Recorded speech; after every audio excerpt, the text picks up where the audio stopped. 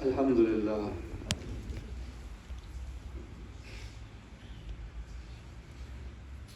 رب ذوالجلال کا بے پناہ احسان ہے کہ مالک الملک نے آج پھر ہمیں اپنی یاد کی توفیق اور موقع عطا فرمایا۔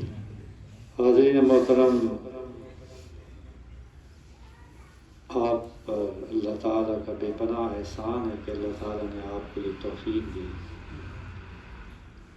کہ آپ اپنے تمام کام، اپنے گھر بار، اپنی مصروفیات چھوڑ کر صرف اور صرف اللہ تعالیٰ کی رضا کے لیے یہاں جمع ہوئے ہیں اور ہر ہفتے کے دن اسی طرح جمع ہوتے ہیں۔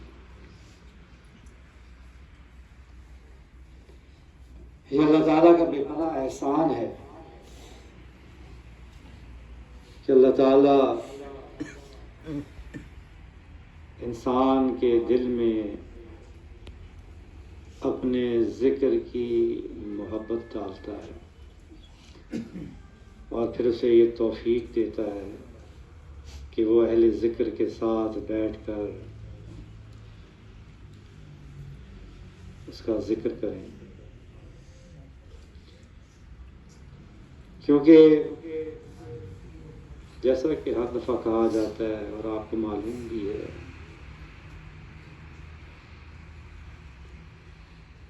قرآن پاک میں بھی ہے، احادیث میں بھی بار بار تذکرہ ہے کہ جب انسان اللہ کا ذکر کرتا ہے تو رب ذوالجلال اپنے بندے کا ذکر کرتا ہے۔ یعنی جب انسان اپنے رب کی یاد میں ہوتا ہے تو میرا رب اپنے بندے کو یاد کر رہا ہوتا ہے، اور جس کیفیت میں وہ اسے یاد کر رہا ہوتا ہے رب ذوالجلال بھی اس کے مطابق اس پر عنایت فرماتا ہے۔ یعنی اکیلے بیٹھ کے اللہ کا ذکر کر رہا ہوتا ہے تو رب ذوالجلال بھی اکیلے اس کا ذکر کر رہا ہوتا ہے۔ کسی محفل میں بیٹھ کر رہا ہوتا ہے تو رب ذوالجلال بھی اس سے بہتر محفل میں اس کا ذکر کر رہا ہوتا ہے۔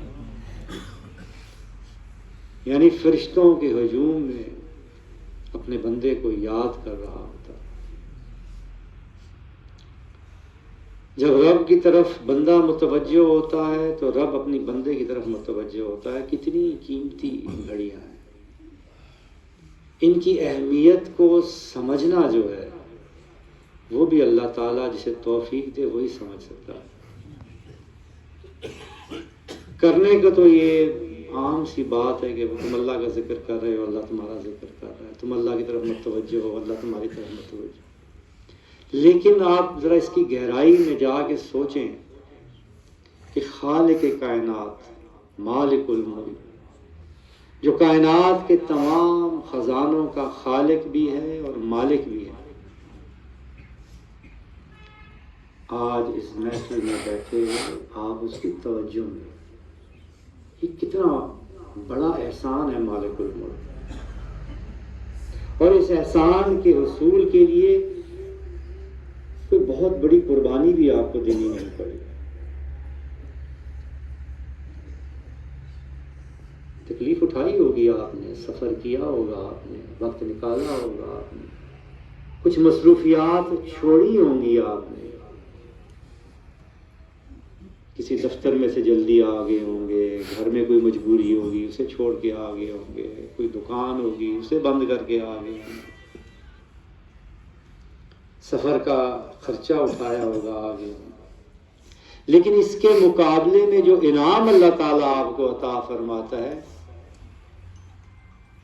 وہ بہت بڑا ہے، وہ بہت زیادہ ہے، لیکن اس کی قدر و قیمت سمجھنا ہر آدمی کے بس کی بات نہیں۔ اسی لیے ہمیشہ کہا جاتا ہے کہ ایسی محافل ذکر جو ہوتی ہیں ان سے خالی تو کوئی نہیں جاتا۔ جو تماشبین ہوتا ہے، جو ویسے بیٹھا ہوتا ہے، وہ بھی کچھ نہ کچھ لے کر ہی جاتا ہے، لیکن ہر شخص اپنی نیت اور اخلاص کے مطابق لے کے جاتا ہے۔ کوئی کم لے کے جاتا ہے، کوئی اس سے تھوڑا زیادہ لے کے جاتا ہے، کوئی بہت زیادہ لے کے جاتا ہے، اور کوئی ایسا شخص بھی ہوتا ہے جو اس محفل سے اٹھتا ہے تو اللہ تعالیٰ اس کے دونوں جہان سنوار کے یہاں سے اٹھاتا ہے۔ یعنی ہر انسان کو اس کی نیت اور اس کے اخلاص کے مطابق اللہ تعالیٰ نوازتا ہے، نوازتا ہر ایک کو۔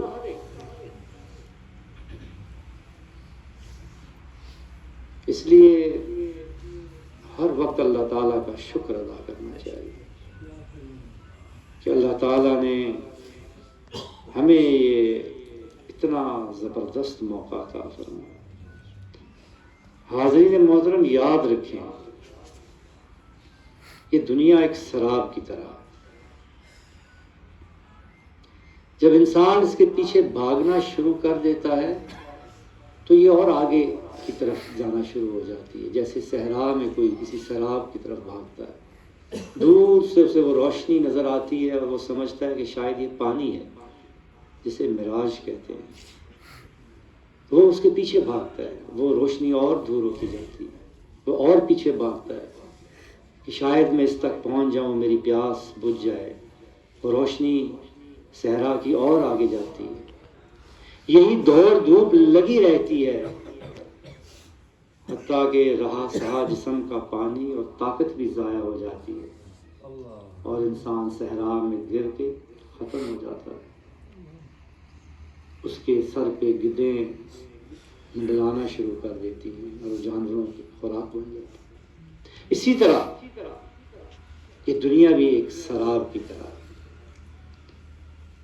اس کے حصول کے لیے جب انسان اس کے پیچھے بھاگنا شروع کر دیتا ہے تو آہستہ آہستہ اس کی عقل، فہم پہ، سوچ پہ پردہ پڑنا شروع ہو جاتا ہے۔ دل الٹے برتن کی طرح ہو جاتا ہے، چکنے پتھر کی طرح ہو جاتا ہے، پھر اس میں کچھ سماتا نہیں ہے، پھر وہ سوچ نہیں سکتا، وہ سمجھ نہیں سکتا، اور وہ اسی طرح بھاگتا رہتا ہے، سرپٹ بھاگتا ہے۔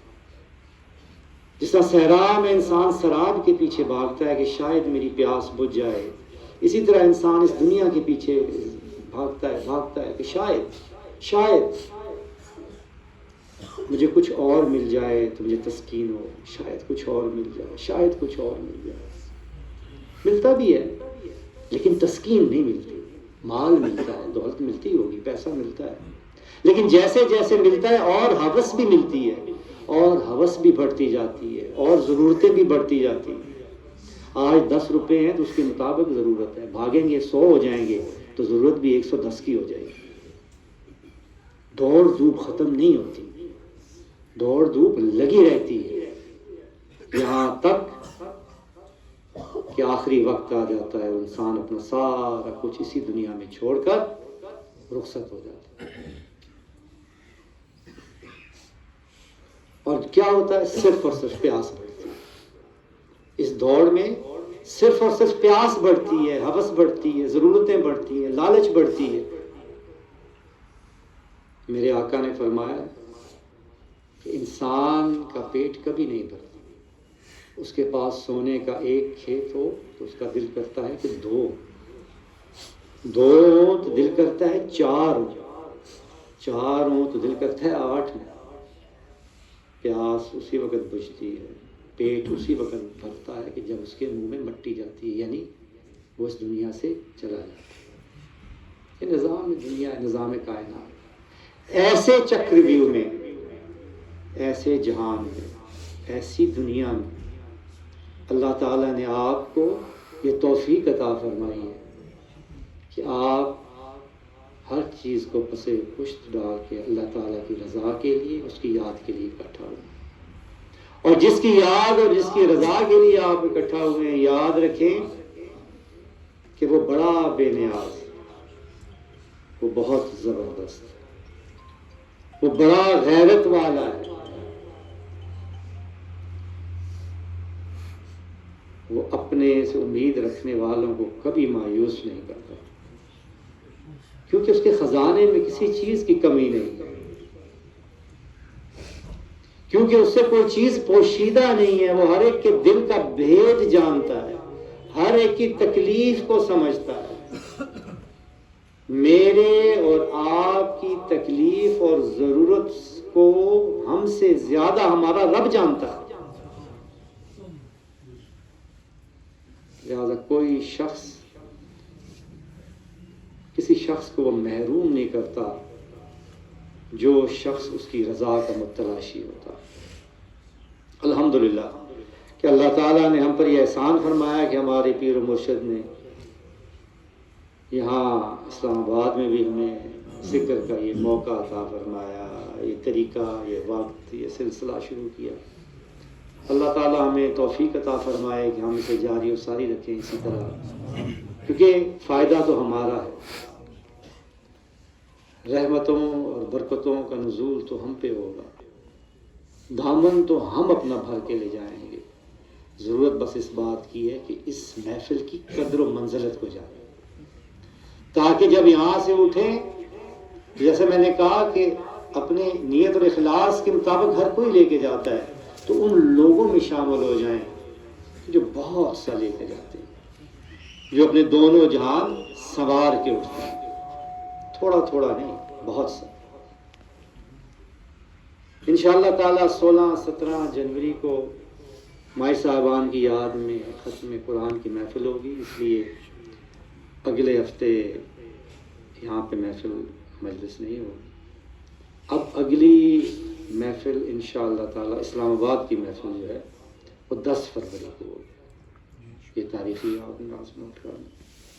مائی صاحبان کی یاد میں 16-17 جنوری کو جو دعا ہوگی اس کے لیے زیادہ سے زیادہ تیاری کریں، زیادہ زیادہ قرآن پاک پڑھیں، خود بھی، اپنے دوستوں کو، اپنے احباب کو بھی کہیں. پھر وہاں جو محفل ہوں گی ان میں شامل ہو کے وہاں بھی ہمارے ساتھ بیٹھ کے پڑھیں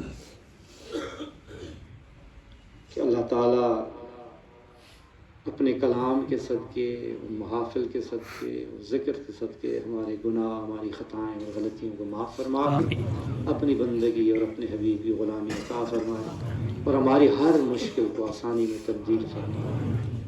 اب اللہ کا ذکر ہوگا تو انتہائی خضوع اور خشوع کے ساتھ اس ذکر کی قدر و منزلت کو پہچانتے ہوئے، جانتے ہوئے اللہ کا ذکر کرنا ہے. اس کے بعد دعا ہوگی تو دعا الفاظ کا صرف مجموعہ نہ ہو بلکہ دل اور روح کی گہرائی سے نکلی ہوئی دعا ہو. ایسی دعا کو کوئی چیز روک نہیں سکتی. اور سب سے اہم اور سب سے ضروری دعا کہ اللہ تعالیٰ ہمارے پیر و مرشد کے دراجات کو قیامت تک بلند، جنہوں نے اللہ تعالیٰ کی بندگی اور اس کے عشق اور اپنے حبیب کی غلامی اور اس کے عشق کی شمع ہمارے سینوں میں روشن. بسم اللہ الرحمن الرحیم. بسم اللہ